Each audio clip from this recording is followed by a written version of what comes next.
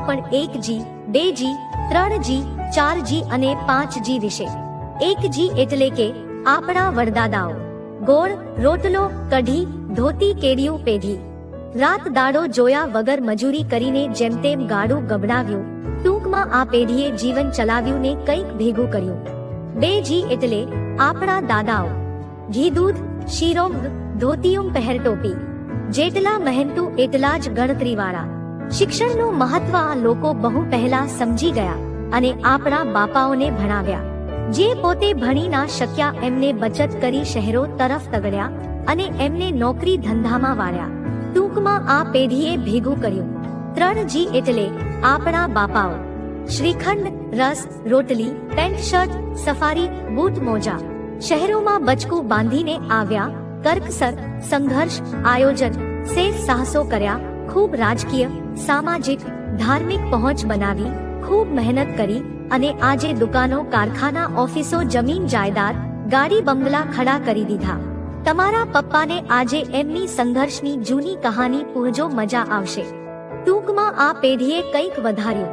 4G એટલે આપણે બધા ખાવાનું પંજાબી, ચાઇનીઝ, અનલિમિટેડ થાળી, પહેરવાનું જીન્સ ટી શર્ટ વાળી પેઢી, 50 પૈસાની આવક અને રૂપિયાનો ખર્ચો, સ્માર્ટફોન વાળી પેઢી, પાર્ટીઓ, ખર્ચાઓ, દેખાડાઓ, હોટલો, આબુદી વધમણ અને શેર સટ્ટાઓ, ડાયરા, ડીજે।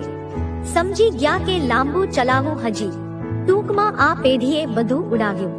હા, હાલની આ પેઢી ખૂબ જ આક્રમક, પોતાના હક અને અધિકાર માટે સામી છાતીએ લડનાર, ઘર, સરકાર કે સિસ્ટમ સામે ખુલ્લું બંધ પોકારનાર, બાહોશ અને બળવત્તર પેઢી છે।